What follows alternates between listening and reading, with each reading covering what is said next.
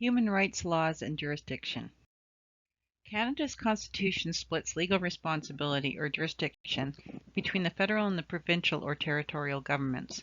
The federal government regulates some employers and service providers, such as banks and airlines. They are described in the glossary under the entry for federally regulated.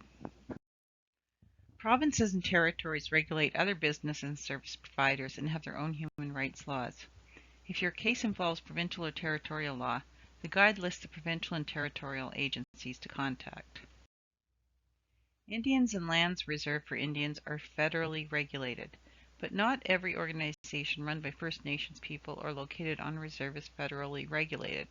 For example, a band office is federally regulated, but a gas station or corner store on a reserve is regulated by the provincial or territorial government. A complaint against a gas station or corner store would be handled by the Provincial or Territorial Human Rights Commission under its own human rights laws. In addition, self-governing First Nations communities have responsibilities with respect to human rights that are detailed in their individual treaty agreements. Therefore, jurisdiction may vary from one First Nation to another. To find out if your case is federal or provincial, talk to a human rights officer at the Commission. They will direct you to the right place. Regardless of whether a First Nation is self-governing or governed by the Indian Act, human rights laws of Canada and respective provincial human rights laws are applicable to all Canadians.